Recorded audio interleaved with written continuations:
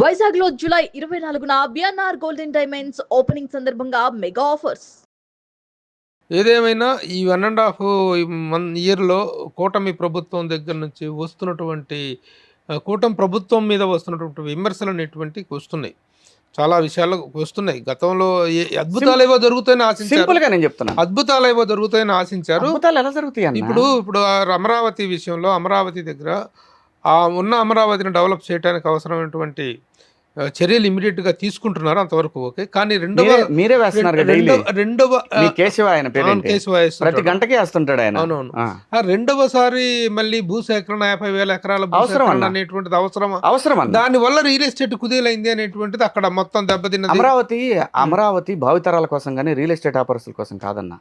అక్కడ రైతులు ఇచ్చింది వాళ్ళ బిడ్డల భవిష్యత్తు కోసం, ఆంధ్రప్రదేశ్ భవిష్యత్తు కోసం.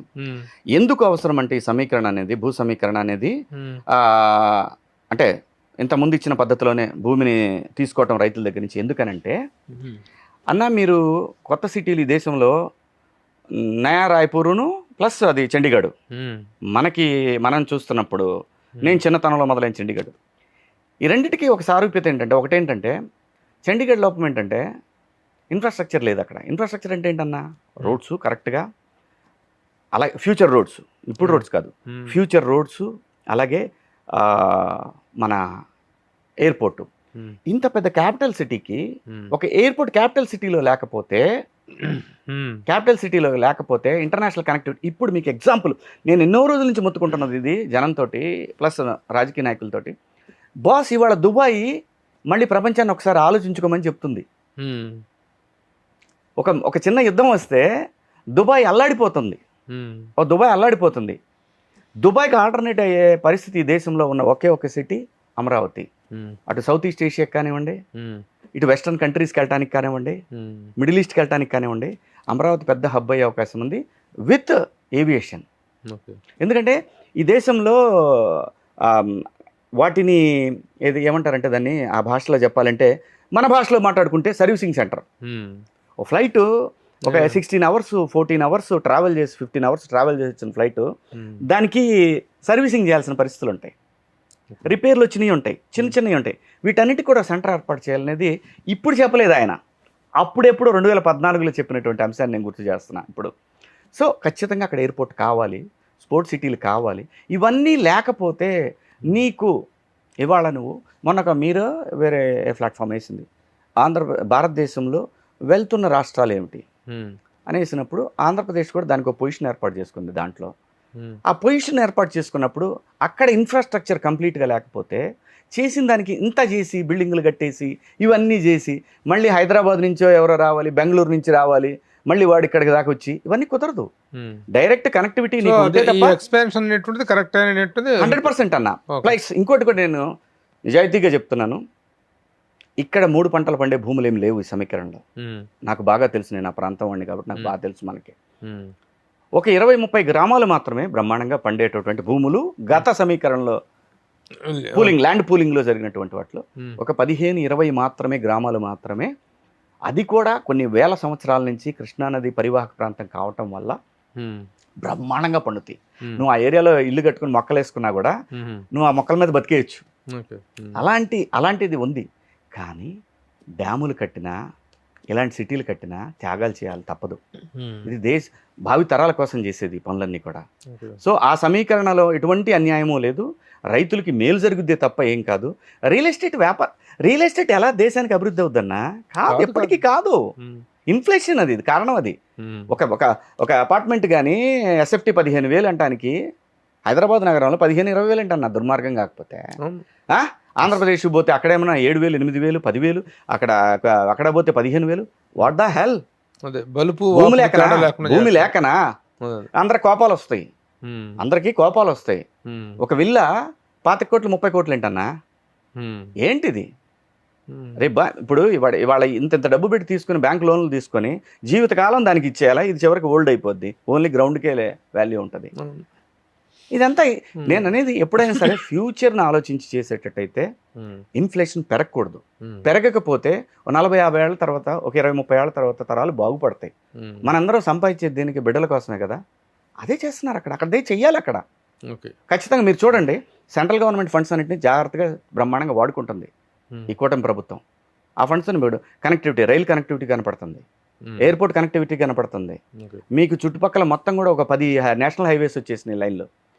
జగన్ గారి గవర్నమెంట్ కూడా ఆ హైవే లైన్ వచ్చింది, ఏది ఇటు మార్చారు దాన్ని, ఇటు ఉన్నదాన్ని కర్నూలు మీదుగా ఉన్నదాన్ని ఆయన ఏం చేశారంటే ఇటు మార్చారు, వాళ్ళ ఊరి మీదుగా, కడప మీదుగా. బట్ వాట్ ఎవర్, ఇటు మార్చినా కానీ, ఎటు మార్చినా పర్వాలా, మొత్తానికైతే మనకు ఒక హైవే లైన్ పడింది కదా బెంగళూరు నుంచి విజయవాడకి బ్రహ్మాండంగా. నిజంగా ఇప్పుడు ఇది మొత్తం డెవలప్మెంట్లోకి వస్తుంది. ఈ స్ట్రెచ్ 550 కిలోమీటర్లు స్ట్రెచ్ ఇప్పుడు వేసే కొత్త దీంట్లో. సో కాబట్టి అన్న ఏ ప్రభుత్వంలో అయినా మంచి జరుగుతుంది, ప్రతి ప్రభుత్వంలో కూడా ఎంతో కొంత మంచి. ఇంతకీ ఈ కూటమి ప్రభుత్వంలో బీజేపీ పాత్ర గురించి ఏం చెప్తావు? యా డెఫినెట్గా బీజేపీ విన్ విన్ సిచ్యువేషన్, ఇది విన్ విన్ సిచ్యువేషన్ అంతే. ఒక మాట చెప్పాలంటే విన్ విన్ సిచ్యువేషన్. మీరు నాకు చేయాల్సిందే, మేము మీకు చేస్తాం, ఇంతే. కాదు ఎవరు గెలిస్తే వాడైనా అవార్డు అన్నట్టుగా తప్ప గతంలో జగన్ ప్రభుత్వం మీద కానీ ఇది వచ్చినటువంటి అభియోగాల మీద కానీ బీజేపీ సెంటర్లో ఉన్నటువంటి బీజేపీ ఎలాంటిది చేయలేదు, చర్యలు తీసుకోలేదు. ఇప్పటికి కూడాను జగన్ అక్రమాస్తుల కేసుల విషయంలో కానీ, జగన్కి సంబంధించినటువంటి కేసుల విషయంలో ఏ విషయంలో కూడాను సెంట్రల్ పూనుకుంటే చేయగలదు, సెంట్రల్ అనేటువంటిదే కాపాడుతుంది, ప్రొటెక్టింగ్ ఈ దేశంలో అనేటువంటిది ఉంటుంది. అన్న నిజంగా చెప్తున్నాను, ఈ దేశంలో ప్రక్షాళన చేయాల్సిన డిపార్ట్మెంట్లు 3 ఏవైతే ఉన్నాయో మనకి 4 పిల్లర్స్ని 100% ప్రక్షాళన చేయాల్సిన విషయం మాత్రం పక్కాగా ఉంది. అవినీతి అనేది చాలా రూటెడ్గా వెళ్ళిపోయింది. ఇది ప్రక్షాళన చేయకపోతే ఈ తరాన్ని, ఈ దేశాన్ని కాపాడటం ఎవరి వల్ల కాదు, జరగాల్సిందే. ఒకవేళ నిజంగా ఆయన మంచోడైతే బయటకు వచ్చేస్తాడు కదా హ్యాపీగా. ఈయనన్నా వాలంటరీగా అడగాలి, వాళ్ళన్నా చేయాలి. అలాగే ఈయన మీదకి ఉన్న వాటినైనా వాలంటరీగా వీళ్ళన్నా అడగాలి, వాళ్ళన్నా చేయాలి. మనము రాజకీయం అనేది అడ్మినిస్ట్రేషన్కి, రాజ్యాంగానికి అతీతమైంది కాదు. ఇది అది ప్రూవ్ చేయగలిగితే ఈ దేశం 3 ట్రిలియన్ ఎకానమీ అవటం చాలా దగ్గరలోనే ఉంటుంది. ఈ 4 వ్యవస్థల్ని ఏవైతే ఈ రాజ్యాంగానికి, దేశానికి 4 పిల్లర్స్ అని చెప్తున్నారో ఇవి అవినీతిమయం అయిపోయి ఉన్నమాట అందరికీ తెలిసిన సత్యమే. ఏంటి అందరం మాత్రం సాయంత్రం పూట మనం ఇలాగే కూర్చొని డిబేట్లో మంచితనం గురించి అద్భుతంగా మాట్లాడేసుకోవటం, అది తప్పు ఇది తప్పు ఇవన్నీ మనం మాట్లాడేసుకుంటాం. ఇది ఏంటంటే ప్రస్తుతం నడుస్తుంది గుడ్డి కంటే మెలనయం అని వెళ్ళిపోవటమే. సరే, ఆంధ్రప్రదేశ్ సంబంధించిన రాజకీయంగా 2 వ్యక్తులు ఎక్స్పెక్టేషన్లను మించిపోయినటువంటి పర్ఫార్మెన్స్లు ఇచ్చేసి రిజల్ట్ చేసినటువంటి వ్యక్తులు 2 కనిపిస్తున్నారు. పప్పు అని అవహేళన చేసినటువంటి లోకేష్ ఈరోజు నిప్పులాగా తయారయ్యి చాలా సమర్థవంతమైనటువంటి వ్యక్తిగా నిరూపించుకుంటాడు తనని. అలాగే 2 చోట్ల పోటీ చేసి 2 చోట్ల ఓడిపోయినటువంటి వ్యక్తి 100% స్ట్రైక్ రేట్తో ఈరోజు డిప్యూటీ సీఎం అయ్యాడు Pawan Kalyan. What is your compliments? ఇప్పుడు పవన్ కళ్యాణ్ అంటే ఒక యాక్టర్గా కూడా ఒక మీ ఫ్యామిలీకి సంబంధించిన వ్యక్తినే అనుకోవాలి కదా, is a co actor. How do you వీళ్ళిద్దరిని ఎలా కాంప్లిమెంట్ చేస్తారు? ఇప్పుడు ప్రాబ్లం ఏంటంటే ఇప్పుడు ఈ ఇంటర్వ్యూలో నేను ఎక్కువగా ఇంటర్వ్యూ చూడటం కన్నా కింద కామెంట్స్ చూడాల్సి వస్తాయి. ఎందుకు ఇదే మార్చుకోవాలి, ఇది ఒక్కటే మార్చుకోవాలి. జగన్మోహన్ రెడ్డి గారు మళ్ళీ అధికారంలోకి రావాలంటే ఇది ఒక్కటే మార్చుకోవాలి. ఏంటంటే ఫస్ట్ అసలు నా పార్టీలో ఎందుకు ఇంత దారుణమైన ఓటమి వచ్చింది అనేది ఒకసారి కూర్చొని చింతన్ బయటక్ ఒకసారి ఏం జరిగింది. సపోజ్ తిరుపతి దాని మీద వచ్చింది, కూర్చొని తాత్కాలికంగా ఆ వ్యక్తిని మెంబర్షిప్ని తాత్కాలికంగా ఫ్రీ చేయి, కూర్చో, ప్రజలకు ఎందుకు ఇంత వ్యతిరేకత కలిగింది నా మీద ఆలోచించు. అది లేకుండా ఏ సోషల్ మీడియాలో తగులుకొని ఏఐని వాడుకొని ఇష్టం వచ్చినట్టు పోతా ఉంటే నేనంటున్నా అతను భయం క్రియేట్ చేశాడు. ఆయన ఎలా చేశాడని పరిధిలో దానికి అన్నిటికన్నా కూడా ఒక భయమైన వాతావరణం నెలకొంది. అతని మీద ఉన్న తక్షణం ఆయన మీద ఉన్నటువంటి ఆ అంశాన్ని రూపుమార్చుకోవాలంటే ఈ పర్రాలు లప్పారప్పాలు ఇవి కాదు. వాళ్ళు వచ్చిన భయం ఏముండదు, మా స్వేచ్ఛని వాళ్ళు లాగేసుకోరు అనే ధైర్యాన్ని ఇవ్వాలి ప్రజలకి. ఇలాంటి వాటిలో ఆయన అవగాహన తెచ్చుకుంటే చాలా మంచిది. ఇప్పుడు నా మీద ఎక్కువ మంది బ్యాడ్ కామెంట్స్ పెట్టరు, కానీ ఖచ్చితంగా తెలిసిపోతుంటాయి, కొన్ని కామెంట్స్ వస్తుంటాయి. ఇవి ఖచ్చితంగా వాళ్ళ దగ్గర నుంచి వచ్చాయి. ఎందుకు అంటున్నాను, ఎందుకు నేను అందరినీ ప్రశ్నిస్తాను, నాకేం ప్రాబ్లం లేదు. ఓకే. పవన్ కళ్యాణ్ గారిని మీరు ఎన్ని అన్నాలో అన్నీ అనేశారు, ఏమైంది? ప్రజలు బ్రహ్మరథం పట్టారు, 100% రిజల్ట్ ఇచ్చారు. ఇందులో మీ పాత్ర వల్లే ఎక్కువ అయినా ఆ రిజల్ట్ రావడానికి కారణం. రెండోది మా లోకేష్ గారిని పప్పు పప్పు పప్పు అన్నారు. ప్రపంచమేమో పప్పు కాదు అతను నిప్పు అని చెప్తుంది. ఇప్పుడు దీన్ని ఎవరు దీన్ని ఎలా ఏం చేయాలి? దాన్ని అంతగా ప్రొజెక్ట్ చేసి అతను వాళ్ళని రెచ్చగొట్టి మరి వాళ్ళు నిప్పులా తయారయ్యేలా చేసింది మీరే కదా. నేను అంటున్నాను, రాజకీయం చేస్తే ప్రజలు మన వెనకాల నిలబడాలి. రాజకీయం చేస్తే ప్రజలు మనం చూసి భయపడకూడదు.